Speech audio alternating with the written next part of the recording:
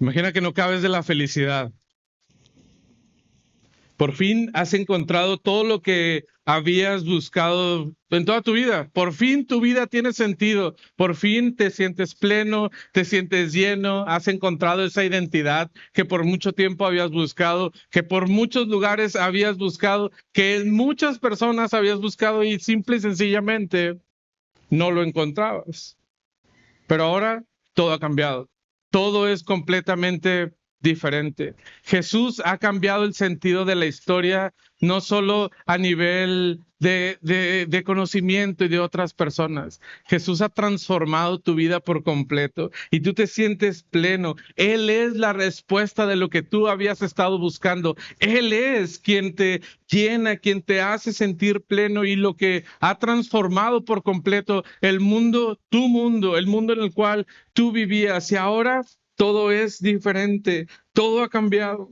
Has pasado de esa condición de muerto en la que te encontrabas a estar y gozar de la vida que Dios te ha dado, a vivir con un conocimiento de que ahora perteneces a la familia, pero no cualquier familia.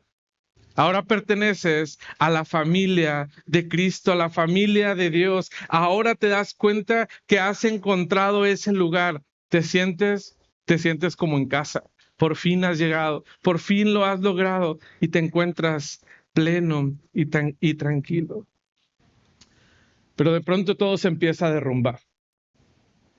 Porque no solamente estás tú en ese mundo, sino que alrededor tuyo empiezas a escuchar voces, voces a tu alrededor que hablan acerca de esa fe que tú has encontrado, voces que dicen cosas que están causando intriga en ti, que ponen cierta duda y ciertas cuestiones que te hacen desvariar, no entiendes qué está pasando. Algunas voces te hablan sí, de Jesús, pero no lo presentan como el Salvador, como el que ha transformado esas vidas. Hablan de él como un maestro, un buen maestro, un erudito, podríamos decir, alguien que conoce muchas cosas, alguien que habla con mucha sabiduría, que se atrevía a citar a todos los profetas sin ningún problema, podía hablar con conocimiento pleno de las cosas que estaba diciendo. Y no solamente eso, cuando él hablaba, citaba y explicaba las cosas, lo hacía con una autoridad que pocos tenían, una autoridad que se reconocía. Pero ellos dicen que solo es un maestro, uno más, ¿por qué no? Un maestro más que se ha levantado. Otras voces a tu alrededor no lo reconocen tanto como un maestro, pero sí como un revolucionario, alguien que viene a cambiar las cosas. Probablemente Jesús no cumplía con ese molde estándar del revolucionario que las personas están acostumbrados a ver, pero sin lugar a dudas, lo que Jesús hizo sí era algo que llamaba muchísimo la atención. Sí movía las masas, sí hacía que las personas pudieran creer en lo que él estaba diciendo y le seguían. Se iban a donde Jesús estaba por cientos y por miles de personas le estaban siguiendo. Sí parecía un revolucionario y sí lo reconocían como tal. Pero un Salvador, alguien que puede transformar tu corazón, creo que estás exagerando.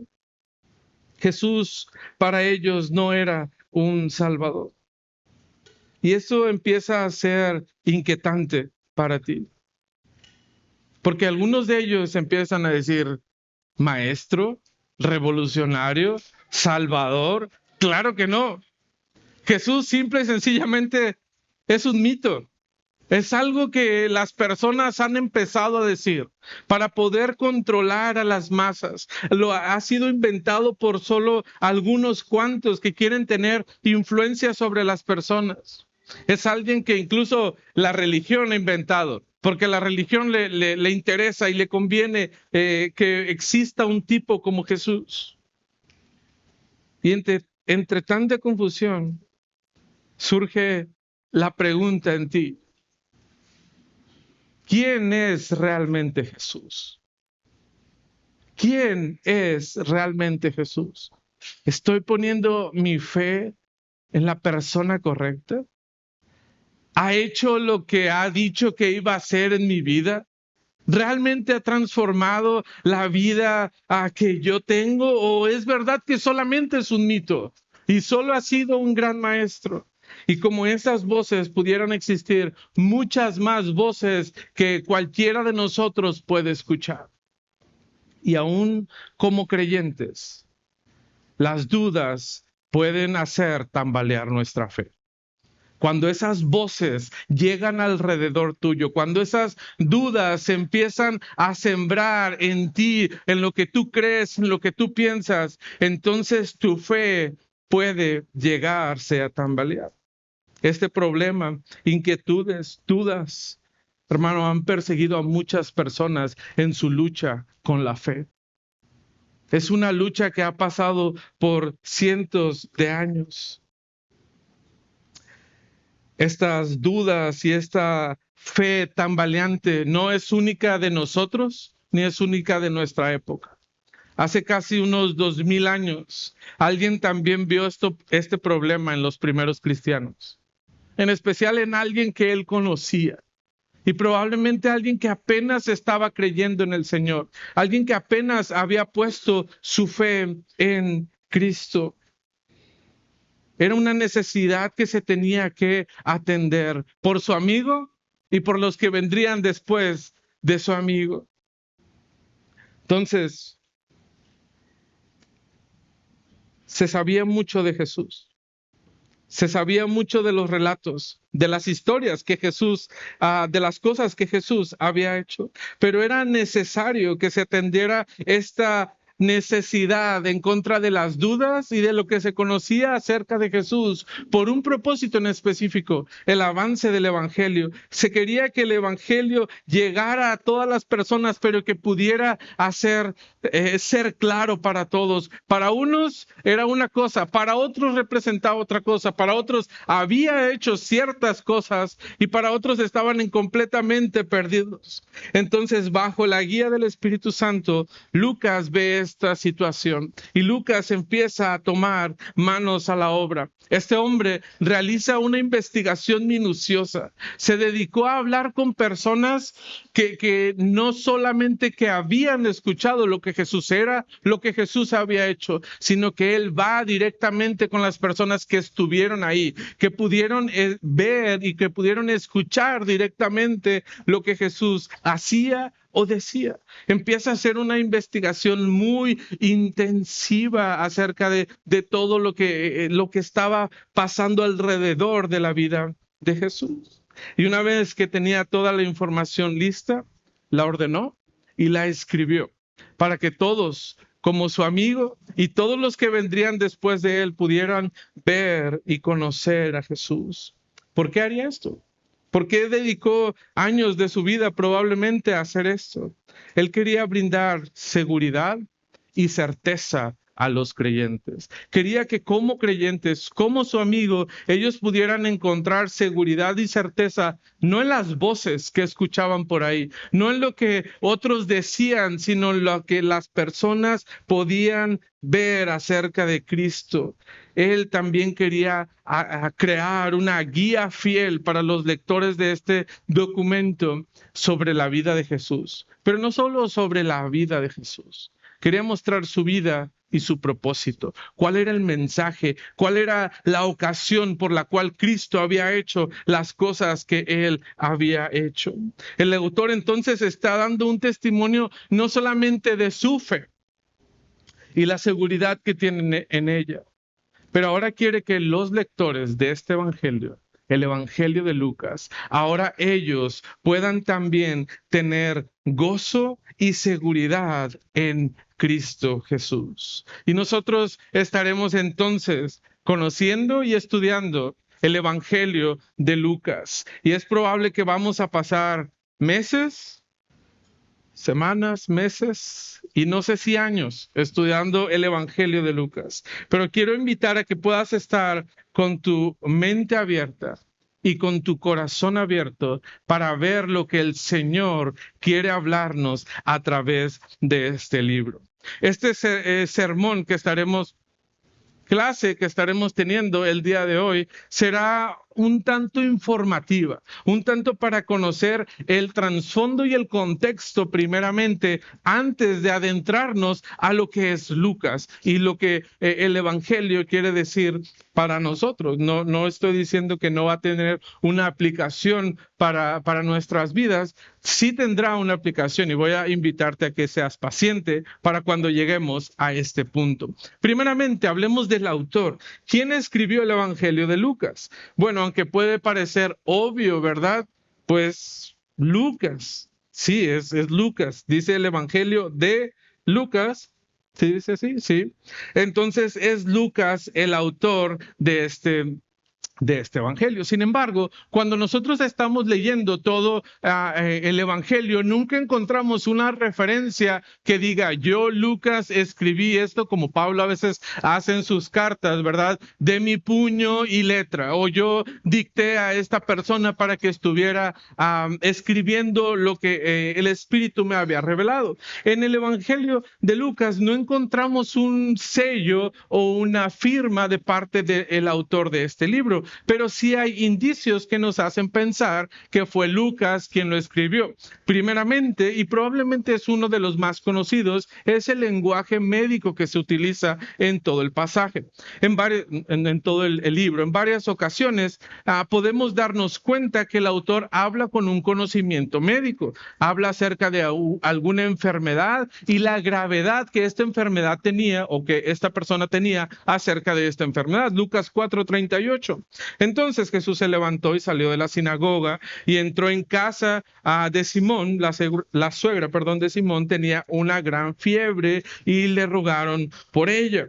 Más adelante, en el capítulo 8, también nos describe la condición de una mujer que se encontraba con un problema de flujo de sangre. Y Lucas da varios detalles a través de su evangelio, hablando justamente de ciertas enfermedades que podemos encontrar. Y podríamos decir, bueno, esto lo puede decir cualquiera, ¿verdad? Pues tenía temperatura o tenía un problema que todos era evidente para todos, pero él presta atención especial a ciertos detalles, porque para él es importante. Cuando para nosotros es importante algo, normalmente lo vamos a meter en cualquier conversación que nosotros tenemos, ¿verdad? Aunque estemos hablando de cosas completamente diferentes, pero a ti te encanta el fútbol, tú dices, como fulanito de tal, ¿verdad? Que hizo esto, o como fulano partido, o no sé, cualquier ejemplo que podríamos poner, y más o menos Lucas está haciendo algo similar a esto, ¿verdad? Cuando él está contando los hechos que Jesús ha estado haciendo, él denota estos detalles médicos que podrían remarcar su profesión. También, no solamente en el Evangelio de Lucas, pero cuando estamos estudiando un poco fuera de este libro, podemos encontrar que Lucas era un compañero de Pablo. Y cuando Pablo hace referencia a Lucas, lo distingue o le pone esa característica como el médico. Lucas, el médico, da referencia de quién es Lucas. Podemos encontrar esa referencia, por ejemplo, Colosenses 4:14 dice, os saluda Lucas, el médico amado. Tenía una buena relación con Pablo. 2 Timoteo 4:11, solo Lucas está conmigo. Entonces vemos que él pasa tiempo. Lucas es alguien muy cercano a Pablo, y esto va a ser interesante para algunos detalles que podemos aprender poquito más adelante.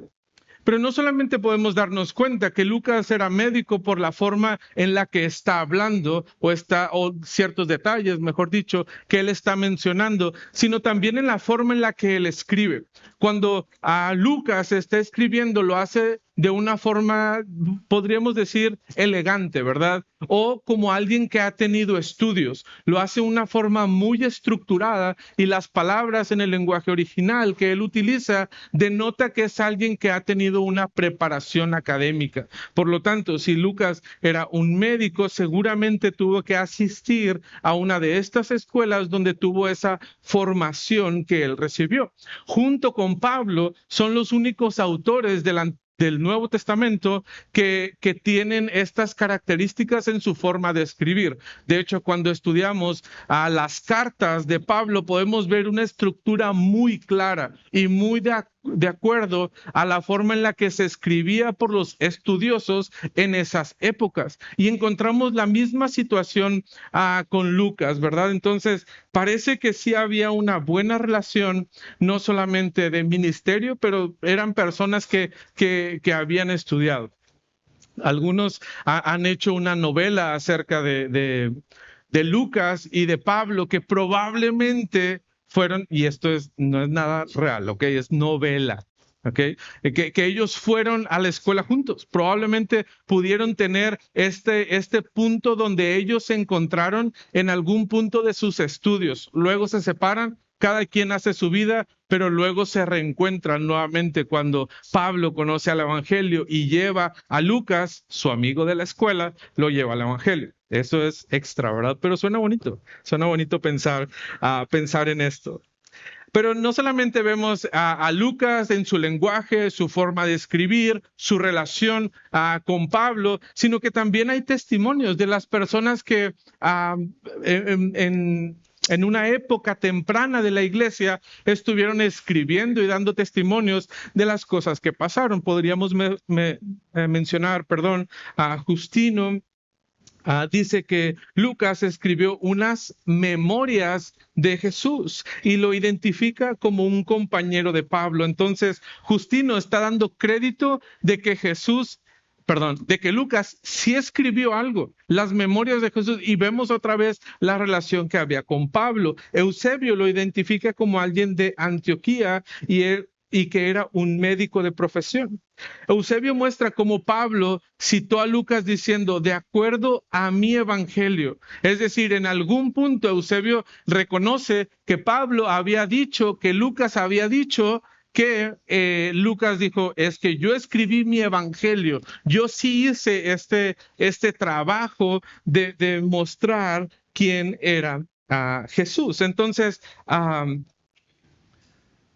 parece que no solamente es algo que podemos encontrar en la Biblia, sino que hay referencia externa que también nos apunta hacia esto. También hay un prólogo, antimarcionita, que era esto en los primeros siglos empieza a ser como unas hojas que a veces nosotros tenemos aquí en la introducción de los libros, ¿verdad? Nuestras Biblias de estudio. Y en este prólogo, antes de cada libro, se ponía como un testimonio de quién había hecho este libro, quién lo había escrito, y daban ciertos datos para poner de esta forma a darle credibilidad al libro que se estaba estudiando. Ireneo también lo identifica como un médico, como un compañero de Pablo. Entonces, una cita directa de Ireneo dice, entonces Lucas, el seguidor de Pablo, registró en un libro el evangelio como fue predicado por él. Y mira, es interesante ver que entonces Lucas no solamente era un estudioso y era un compañero de Pablo, sino que Lucas era un predicador y él estaba predicando lo que Jesús había hecho, todo lo que él había investigado acerca de Jesús, eran su forma para trabajar. Ahora él estaba compartiendo todo eso que él había recibido. Entonces podemos concluir acerca de esta parte que sí, Lucas es el autor de este evangelio. Sí, no hay un testimonio que sea claro, pero tampoco la evidencia que existe en contra de es muy fuerte. Realmente es bien, bien débil. Casi nadie reconoce o se está peleando acerca de Lucas, si él era el autor o no. Entonces, es importante reconocer que Lucas no fue un testigo de las cosas que él está escribiendo. Es decir, él no acompañó a Jesús en su ministerio, pero él sí fue con los testigos para tener la información de primera mano. Entonces, lo primero que debemos de tener es Lucas. Él es el escritor. Ahora, ¿para quién lo está escribiendo? Lucas, ¿por qué hace todo este trabajo tan complicado, tan difícil? Porque nosotros tenemos La ventaja, ¿verdad? Que si tenemos una duda, ya no necesitamos ni ir a nuestra computadora. Nosotros podemos ir al celular y poner la cosa que tenemos una duda y nos sale cientos y cientos de páginas de información donde nosotros las podemos obtener. Pero Lucas era un trabajo arduo que se tenía que hacer, donde él tenía que viajar, tenía que hablar, y eso implicaba muchísimo costo. ¿Para quién se escribió entonces el Evangelio de Lucas? Lucas es muy claro en los primeros versículos y nos dice que Teófilo es el receptor original. Los primeros 4 versículos del capítulo 1 de Lucas nos dice, bueno, este tratado que yo te estoy dando es para ti, te lo estoy mandando. Eso es obvio que él iba a ser el receptor original o principal de este trabajo que Lucas estaba haciendo. En ambos tomos, es decir, cuando hablamos de Lucas, normalmente vamos a pensar en la continuación de, y Lucas es la continuación de Hechos. Y en ambos, Lucas y Hechos, se refiere a esta persona como el receptor original del trabajo que Lucas está haciendo. Es a él quien se lo manda. Entonces, podemos ver que había una relación entre Lucas y esta persona.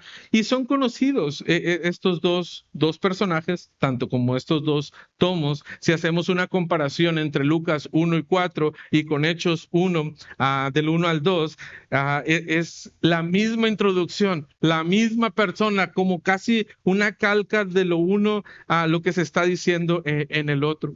Y esta es una indicación de los receptores, pero también del escritor. Nos ayuda a tener bien en claro que Lucas escribe ambos. Y cuando estamos hablando de Hechos, es mucho más fácil identificar que Lucas es el escritor, porque en muchos de los versículos que encontramos en Hechos, él está implícito, habla como nosotros, nos dijeron, nosotros fuimos. Y Lucas es parte, como veíamos hace un momento, del ministerio de Pablo. Está acompañándolo en muchas de las cosas que hicieron, no en todo su ministerio, pero en parte de este ministerio. Entonces, es probable que Lucas le escribe a Teófilo, quien es una persona, podríamos pensar que de dinero, por el título que utiliza para referirse a Teófilo. Cuando usa el excelentísimo Teófilo, estaba hablando de una posición social en la cual se encontraba esta persona. Al reconocerle esta posición,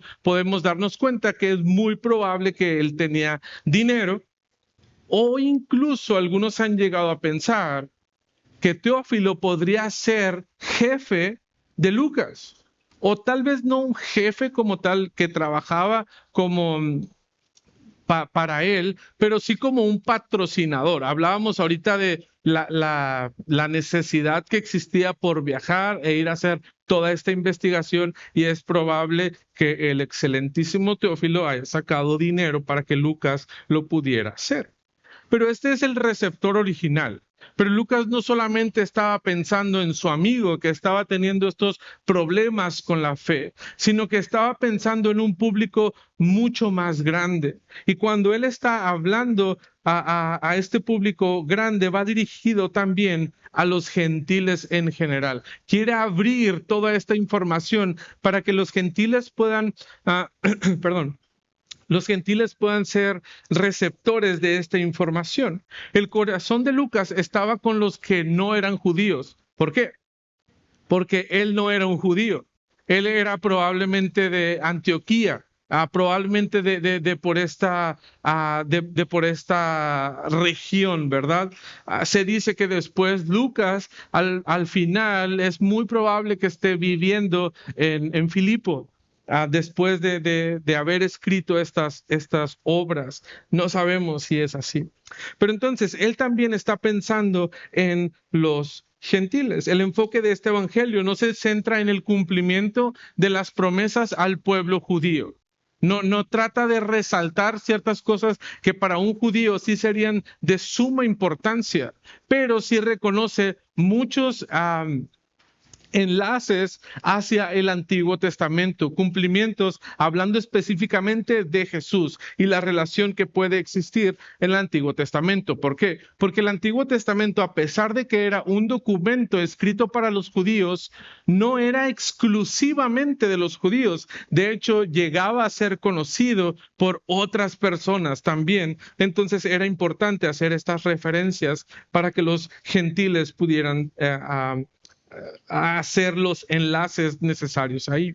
La genealogía que aparece en Lucas es diferente a las que aparecen en los otros evangelios, porque Lucas no se queda hasta Abraham, sino que él se va hasta Adán, viendo ese cumplimiento global que tiene de la promesa que él ha hecho.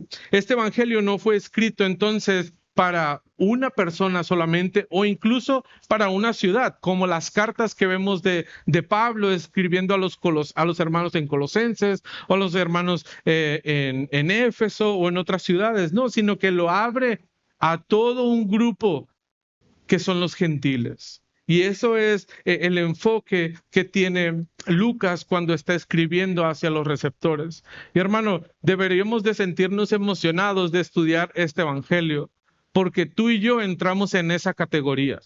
Tú y yo somos los gentiles. Lucas escribió para que tú y yo también pudiéramos conocer de una forma única a Cristo y que nosotros pudiéramos también poner nuestra confianza en Él. Ahora como creyentes, a muchos años y muchos kilómetros de distancia, podemos conocer la obra de Cristo gracias a lo que Lucas ha escrito para su amigo.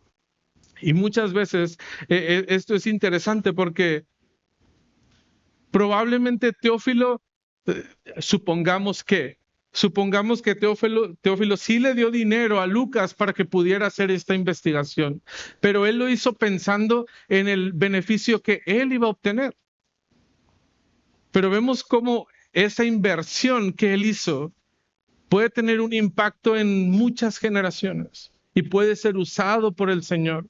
Y a veces cuando tú y yo estamos sirviendo, tenemos una actitud simple y sencillamente muy terrenal, como que va a impactar, sí va a impactar, simple y sencillamente aquí en donde yo estoy, a mi alcance, a lo que yo puedo ver, en lo que yo puedo convivir, pero oremos que el Señor use lo que nosotros estamos haciendo para que esto pueda trascender generaciones, para que tu servicio no solamente impacte a tu familia y a tu iglesia, sino que tu servicio al Señor, al igual que Lucas y al igual que Teófilo, puede impactar a la siguiente generación y a la siguiente generación.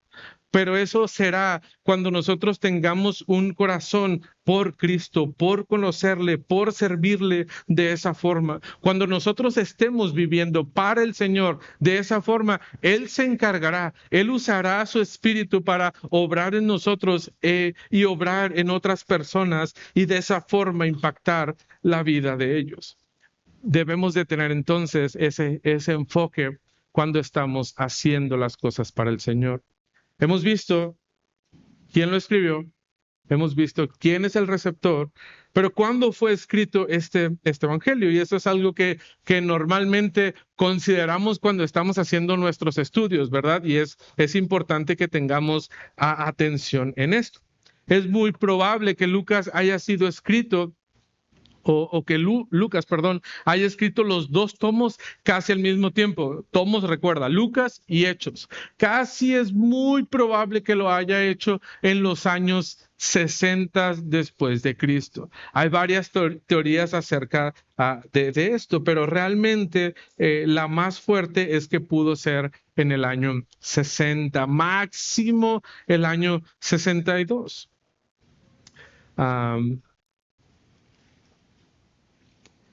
Hay otra suposición que apunta a que el año de la escritura fue entre el 75 al 85 y de hecho es una década, es como que mucho espacio o están como tirándole a esta edad. Y lo que no cuadra con esta posición de que el libro fue escrito en esa época es que Hechos no menciona eventos muy importantes que sucedieron en este tiempo, como la caída de Jerusalén, la persecución de Nerón, incluso la muerte de Pablo ni de Pedro, que obviamente son los protagonistas del libro de Hechos, pero no están no están escritos ahí. Entonces eso nos hace pensar que ese tiempo, el 75 al 80, no es muy probable, sino que tenemos que irnos un poquito más atrás, el año 60, máximo el año 60, 62. Hechos terminan con Pablo encarcelado y es muy probable que Lucas lo estuviera acompañando en ese tiempo.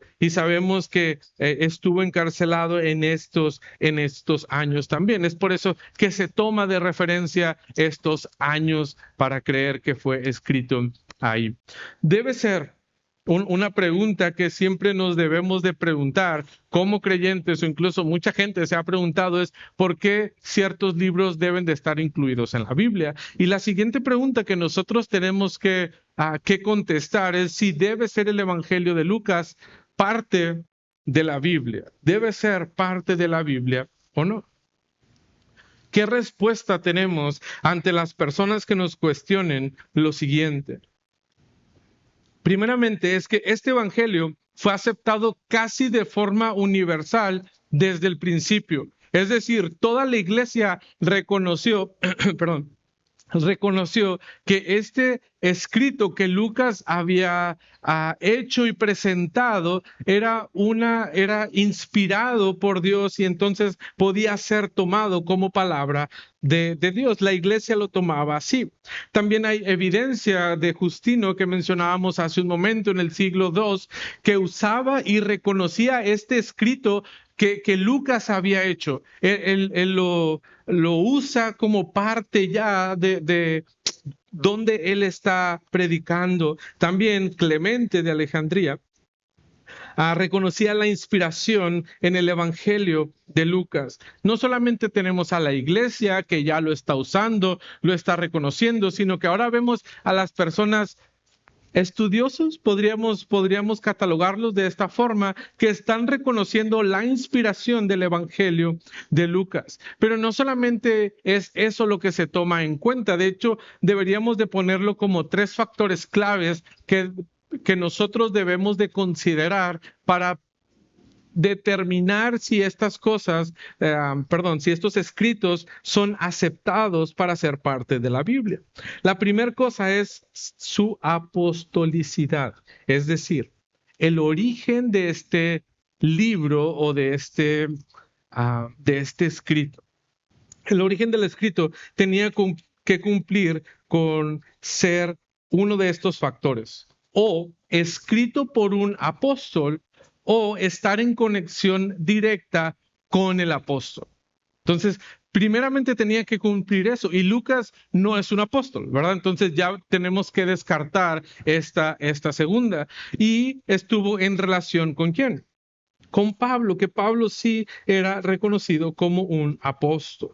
Ya se ha comentado cómo Lucas estuvo en esta relación por varios años, pero no solamente esta característica, sino que también su ortodoxia, es decir, que las doctrinas o temas que se enseñan o se hablan en esta carta, en este evangelio, en este escrito, todas sean o estén de acuerdo con la doctrina y enseñanzas de Dios. Es decir, que no esté enseñando algo que no era. Debemos de ser muy cuidadosos con la doctrina, las enseñanzas que están saliendo de este libro para poder aceptarlo. Y la última era la catolicidad. Y no estamos hablando de como que la Iglesia Católica lo aceptó, ¿verdad? Sino que tuvo una aceptación y uso por parte de la Iglesia. Lo que decíamos al principio, que lo aceptan de forma universal. Y es decir, esta característica es muy importante para determinar si va a ser parte del canon o no. Es decir, todos lo usaban, no solo un grupo específico. Es que nosotros somos los receptores del Evangelio de Lucas acá en la iglesia de Éfeso y entonces nada más lo usamos. No, este Evangelio empezó a circular y todos lo estaban aceptando como palabra de Dios. Todas las iglesias lo estaban aceptando. Como no hay duda ni pleito en la aceptación del evangelio como inspirado, ni tampoco en por quién fue escrito, ni tampoco en la época en la que fue escrito, realmente es un evangelio muy bien aceptado por la mayoría de las personas. Entonces, viendo esto, vamos a ver probablemente los puntos más importantes que nosotros tenemos el día de hoy. Y lo primero que vamos a estudiar es cómo está organizado el Evangelio de Lucas, cuál es la estructura, cuál es el guión, si estamos hablando que era alguien que tenía estudios, que conocía y que sabía de cómo escribir. Entonces, ¿cómo lo organiza este Evangelio, Lucas? ¿Qué es lo que él está haciendo? Primeramente, lo que él hace es un orden lógico y orden estructurado. Es interesante notar cómo Lucas inicia el Evangelio con un prólogo muy formal. Es como cuando usted estaba en la escuela, ¿verdad? O algunos todavía están en la escuela. Y lo primero que tienen que hacer es la portada, ¿verdad? La portada donde dice la información clave es pues la escuela, ¿verdad? ¿Quién es el alumno? ¿Quién es el maestro? ¿Cuál es la materia? ¿Y cuál es el tema de lo que va a estar hablando en este trabajo? Y prácticamente eso es lo que está haciendo Lucas. Y decíamos que esto era algo, la forma en la que él escribió podría denotar que era alguien que tenía estudios. ¿Por qué? Porque era una forma típica en iniciar con un prólogo de la literatura en esa época. Entonces, viendo cuál sería la estructura. Prólogo lo vimos ahorita en los versículos 1 al 4. No los hemos estudiado porque lo vamos a estudiar la siguiente semana. Y si yo empiezo a hablar de algo, luego se enojan, ¿verdad? Si empezamos a citar ciertos pasajes. Pero bueno, prólogo. Es muy, muy, muy, muy sencillo la introducción de este libro. Luego empezamos a ver, entra directo con el anuncio de los nacimientos e infancia. Lo uso en plural porque no solamente va a estar el anunciando el nacimiento de Jesús, sino que también nos estará presentando el nacimiento de Juan y las promesas y cómo se van dando estos cumplimientos. Eso lo estaremos viendo capítulo 1 hasta el capítulo 2. Y luego entra la preparación para el ministerio de Cristo. Algunas de las historias que nosotros conocemos y estamos muy familiarizados con ellas, como vamos a estudiar la predicación de Juan, que para muchos es sumamente interesante el ministerio y cómo Juan desarrolla la predicación que él está llevando a cabo. También vamos a ver el bautismo de Jesús, cómo él está cumpliendo, cómo Dios ve la obra que Cristo está haciendo y se agrada de él. Pero no solamente eso, sino que vemos la manifestación del Espíritu Santo descendiendo a Jesús. Y en este pasaje, hermanos, no solamente en este pasaje, mejor dicho, en este evangelio vamos a tener muchísima referencia del Espíritu Santo. Entonces es algo que debemos de tomar muy, muy, muy en cuenta. Y esta sección la terminaremos con la tentación de Jesús. Y después de eso pasamos al ministerio en Galilea. Y es interesante que Lucas pasa muy poco tiempo o escribe muy poco de esta parte del ministerio de Jesús, a diferencia de otros. Por ejemplo, Lucas solo pasa 5 capítulos, mientras que Marcos pasa 8 capítulos, mientras que Mateo pasa 12 capítulos hablando de esta área del ministerio que estaba llevando en Galilea. ¿Por qué? ¿Por qué lo hace así? Recordemos el enfoque que tiene el Evangelio de Lucas, a diferencia de Mateo, que tenía un enfoque completamente diferente a las personas o receptores que estarían recibiendo la carta. Y luego, la siguiente sección que estaremos estudiando es el camino a Jerusalén.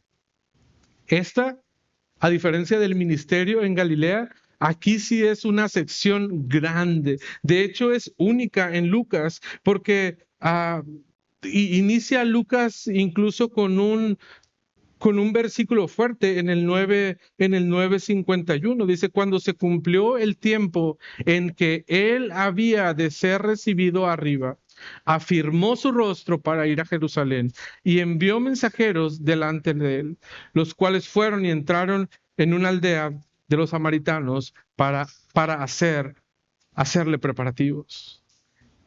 Lucas nos está avisando desde el capítulo 9 cuál era el propósito por el cual Cristo había venido. El enfoque no era tanto el ministerio que puede estar desarrollando con otras personas, incluso iglesias. El enfoque que Lucas le está dando es el tiempo que se había cumplido de Cristo, de que Él fuera recibido. Él está apuntando desde muy temprano en el ministerio de Cristo hacia la cruz. El enfoque será entonces allí en la cruz. Lucas pasa, les decía, mucho tiempo en este relato de este camino que le va a llevar a Jerusalén y que terminaría en su muerte. Marcos en el camino dedica un capítulo. Mateo, 2 capítulos. Lucas, 10. Casi los 10 capítulos de este camino. Y hermano, espero que tú estés recordando esto porque hace poquito nosotros estudiamos esto. No sé si te acuerdas, Lucas no debería ser tan ajeno para nosotros porque acabamos de pasar muchos meses estudiando en nuestros grupos pequeños el Evangelio de Lucas. El ministerio en Jerusalén es la penúltima parte que se da, y estas van a ser las enseñanzas que Cristo realiza en el templo y cómo está pasando tiempo confrontando con estos líderes religiosos que se habían prácticamente apoderado y dándole un mal uso al templo del Señor. Recuerda que no va a ser tanto énfasis en ciertas cosas que no son relevantes para sus lectores gentiles. Y por último, Lucas termina con la pasión, muerte y la resurrección de Cristo. Culmina en la obra redentora de Cristo. Y no termina en la cruz, no termina en la muerte. Y hermano, ese es un error que a veces nosotros cometemos cuando estamos compartiendo el Evangelio. Terminamos con Cristo muriendo en la cruz por nuestros pecados. Y hermano, ahí no termina la historia. La historia termina en la resurrección de Cristo. Y Lucas termina su evangelio justamente de esta forma. Lucas capítulo 24, versículo 6, no está aquí, sino que ha resucitado. Y mira, la referencia a Jesús, acordaos de lo que os habló cuando aún estaba en Galilea diciendo, es necesario que el Hijo del Hombre sea entregado en manos de hombres pecadores y que sea crucificado y resucite al tercer día. Entonces ellas, las mujeres, se acordaron de sus palabras y volviendo del sepulcro, dieron nuevas de todas estas cosas a los 11 y a todos los demás. Cuando observamos este trabajo magnífico de Lucas, podemos encontrar ese orden y puede ser muy fácil para nosotros llevarlo como en la mente, en qué punto se encontraba de su ministerio o de lo que él estaba haciendo. Pero también a Lucas ponernos esta estructura del libro nos permite darnos cuenta que el ministerio de Cristo tenía un orden. Es decir, Jesús no estaba improvisando en las cosas que él estaba haciendo, sino que siempre hubo un propósito de lo que él hacía en cada uno de los detalles que Cristo estaba viviendo y estaba haciendo, lo estaba haciendo con un propósito, cumplir por el cual él fue puesto aquí en la tierra, por el propósito por el cual él vino a esta tierra. Y ese era el plan que se tenía trazado desde la eternidad pasada. No era que a Cristo se le ocurrió en este momento. No, cada uno de estos detalles, cada una de estas facetas, y eso incluía también la pasión y la muerte de Cristo. Es decir, no se le escapó a Dios el que Cristo muriera, sino que ese era el plan para poder traer salvación a su amigo Teófilo, pero también a todas las personas que estarían leyendo lo que Lucas estaba escribiendo y cómo él iba a mostrarlo. Entonces, esa es la estructura y eso nos da estructura a nosotros. Cuando lo estamos estudiando, podemos identificar dónde está puesto este relato y por qué sería importante. Y por último, entonces, ¿para qué se escribió este evangelio? ¿Por qué fue escrito el evangelio de Lucas?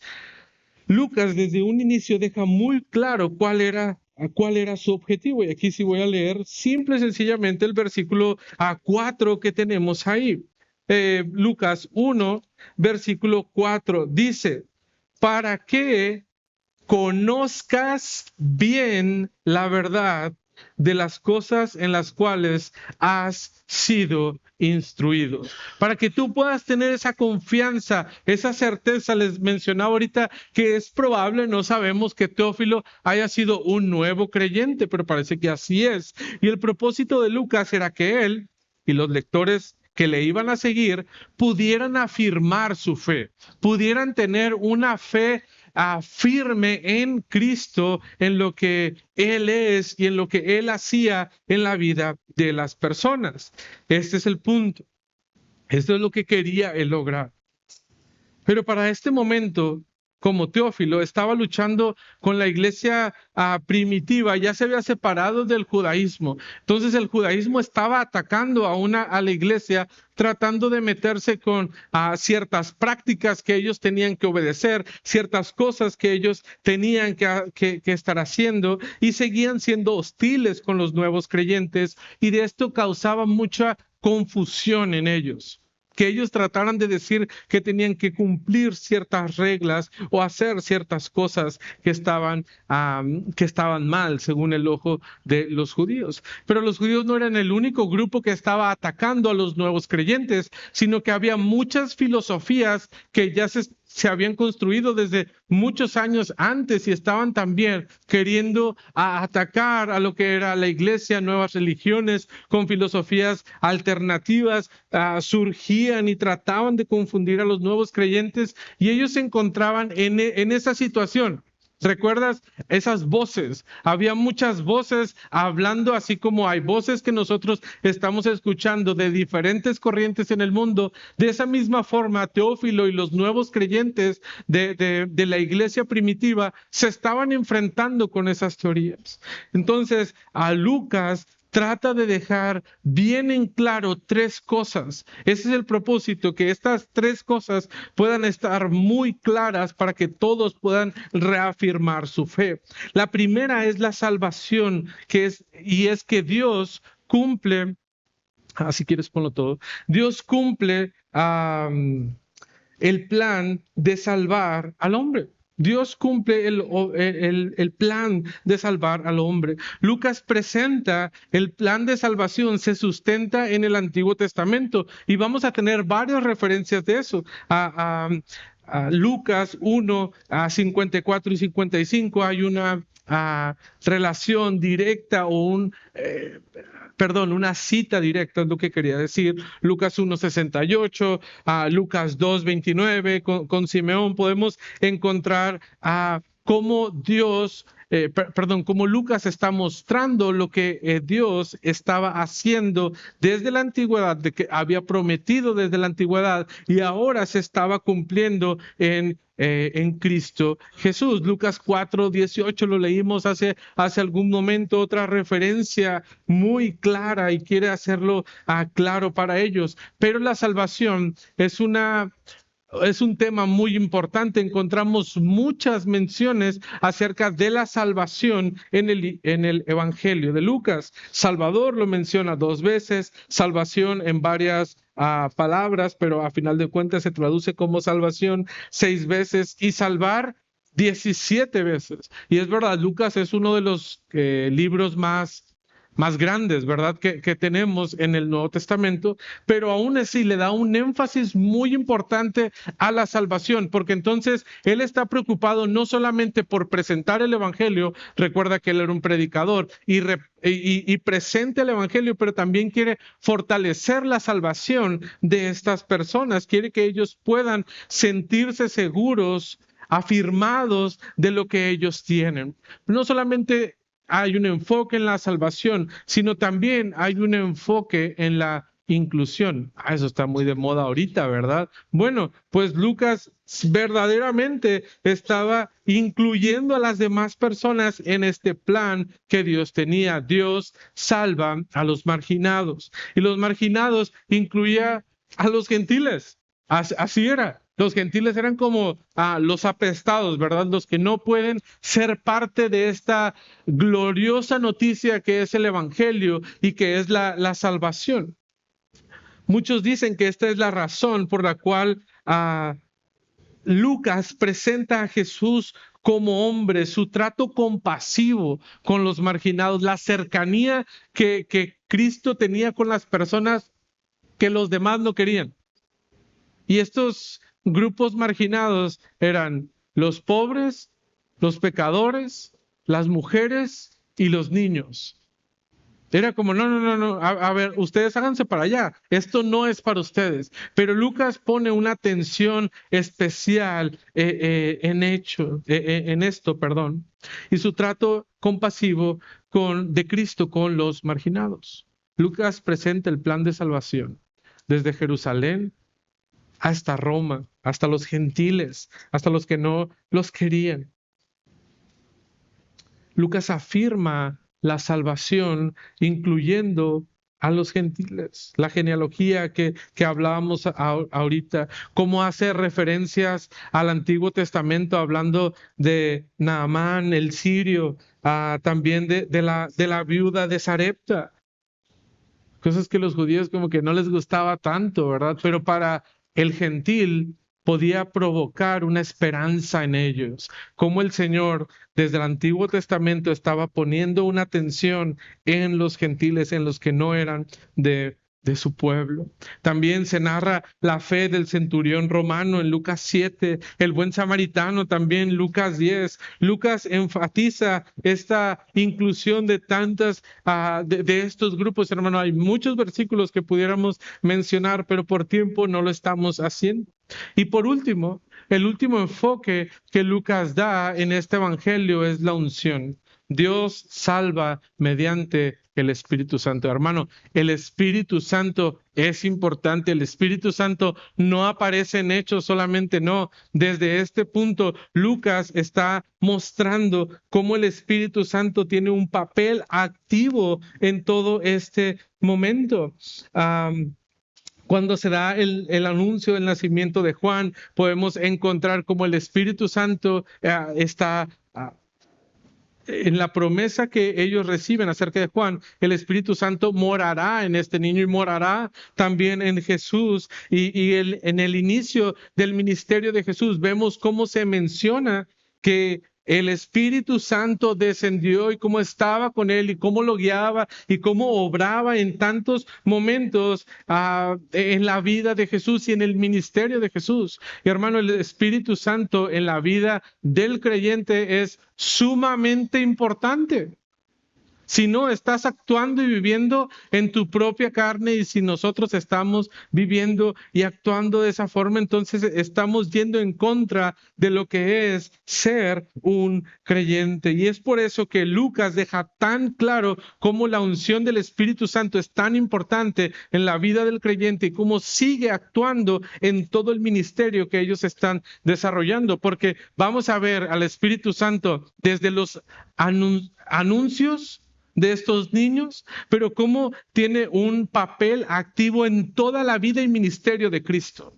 Y así es en nosotros también. Cuando tú y yo hemos recibido a Cristo como nuestro Salvador, cuando ponemos nuestra fe en Él, entonces nosotros también recibimos el Espíritu Santo de Dios en nuestras vidas. Y hermano, no es que lo recibimos y lo dejamos ahí un momento, no, sino que está activamente viviendo en nosotros y actuando en nosotros, y debería hacer de esta misma forma como lo fue en Jesús. Eso es lo que el propósito que tenía Lucas al escribir este evangelio. Quisiera terminar con un tema tratando de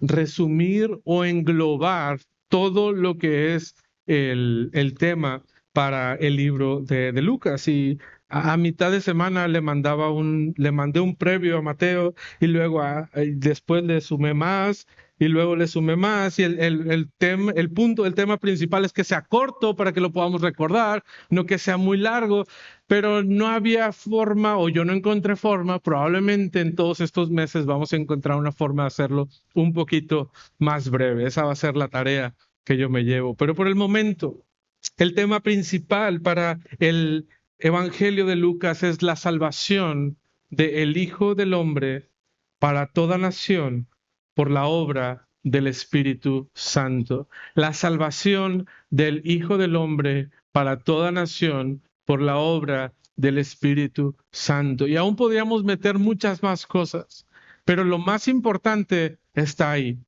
La salvación que no es por tus obras, por mis obras, o por quién somos nosotros, o por quién hemos dejado de ser, sino que la salvación es una obra exclusiva de Cristo, de el Hijo del Hombre, que viene a rescatar y salvar a lo que se había perdido. Esos éramos nosotros, los que estábamos perdidos, pero Él nos ha rescatado de cualquier nación que nosotros seamos. Y aquí hay de varias naciones que podemos mencionar. Pero ahora vemos cómo el Espíritu Santo está obrando en nosotros, no solamente para salvación, sino para que podamos poner manos a la obra, para que podamos trabajar en el ministerio del Señor. Hemos visto el propósito entonces del libro y ahora este tema general que podemos aún trabajar.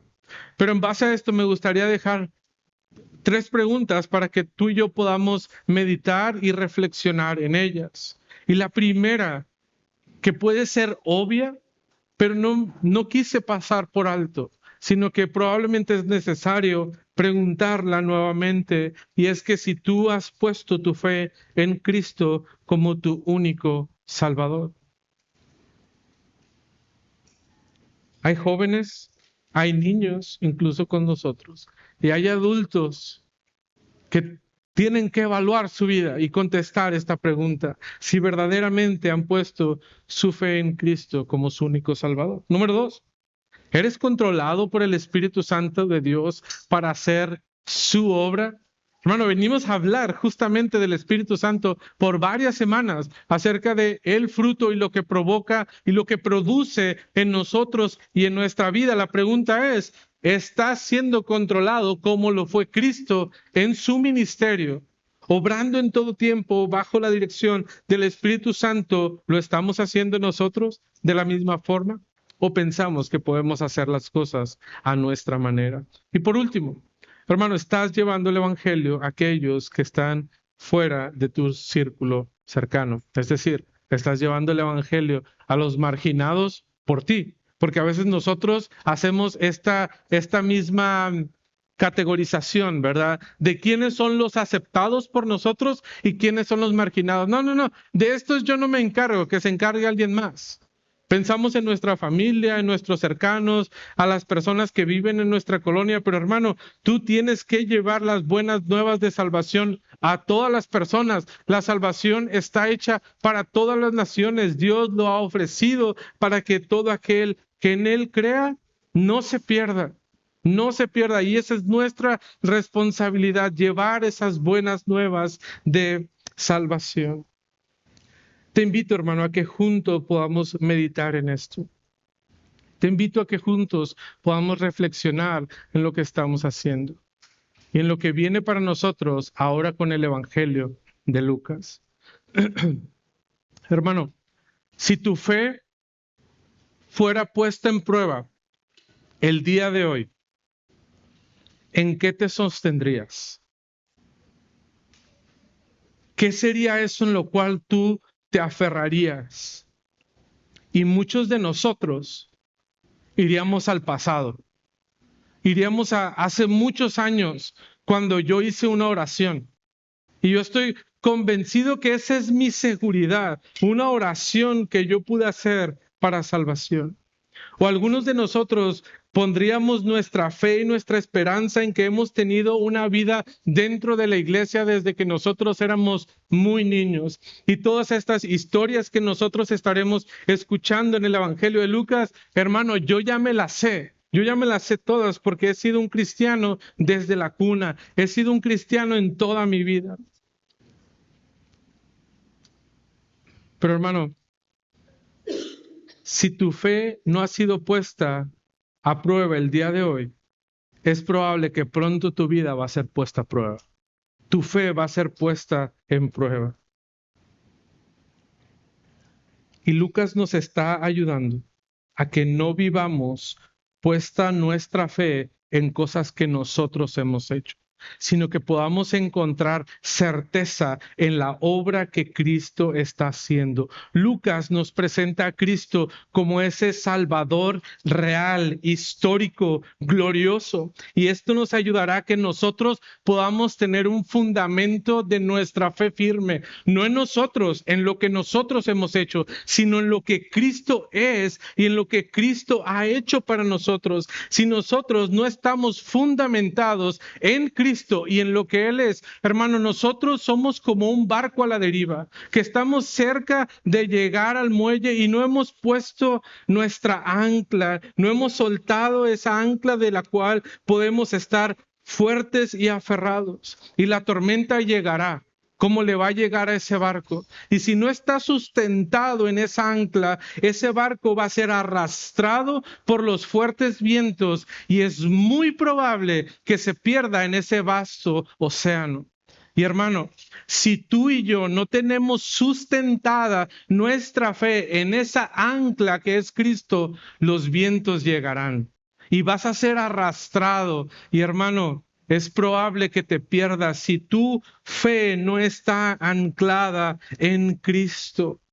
Debemos fortalecernos en Él, porque las dudas, los miedos, las filosofías de este mundo harán que tu vida se vaya de aquí, se vaya a la deriva y que estés perdido en la corriente de este mundo. Y Lucas te ha presentado y nos estará presentando al Hijo del Hombre que ha venido a buscar y salvar lo que se había perdido. Y esa es la necesidad que tú y yo tenemos. Necesitamos al Hijo del Hombre para que Él sea nuestra ancla firme y fuerte. Esa es la seguridad que tú y yo necesitamos para tener verdadera certeza. Cristo, hermano, es todo lo que tú necesitas en tu vida. Es todo lo que tú necesitas y de esa forma estamos iniciando esa serie. Te invito a que ahora tú puedas abrir tu corazón a la palabra de Dios, que tu corazón busca y siga a Cristo en cada versículo que nosotros estemos estudiando, en cada línea que nosotros estemos estudiando, puedas buscar la obra gloriosa que Cristo ha hecho. Deja que el Espíritu Santo afirme tu fe en la palabra de Él, no en lo que nosotros decimos, no en la obra que Cristo ha hecho. Hermano, te invito a que disfrutes el Evangelio de Cristo, porque Lucas no se escribió para llenarte de información, para llenarte de datos. Lucas ha sido escrito para afirmar tu corazón en la verdad de Cristo. Y esa es nuestra fe. Eso es lo que tú y yo necesitamos el día de hoy. Te invito a que juntos oremos a Dios.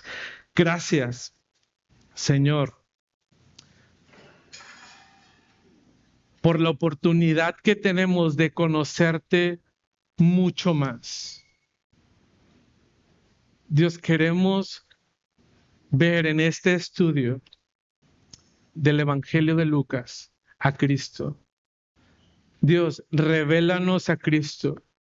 Señor, ayúdanos a enamorarnos de Cristo, a confiar en Él, a sustentarnos en Él, a que Él sea nuestra ancla de nuestra vida. Y Señor, cuando las dudas lleguen, cuando las tormentas y los vientos lleguen a nuestras vidas, nosotros podamos estar firmes, no en nosotros, no en nuestro conocimiento, no en nuestras obras, no en quiénes somos, sino en Cristo, solamente en Él, que podamos disfrutar de esa relación tan íntima y tan personal con Él, que esas dudas sean ahuyentadas, que esas filosofías que van a llegar a nuestras vidas no tengan un impacto en nuestras vidas, porque Señor, tú eres mucho más grande que cualquier duda o cualquier filosofía o cualquier viento que llegue a nuestras vidas. Ayúdanos, Dios, a deleitarnos en tu verdad, a deleitarnos en tu palabra, y que podamos confiar y tener una confianza sólida en ti y en tu obra. En Cristo oramos. Amén.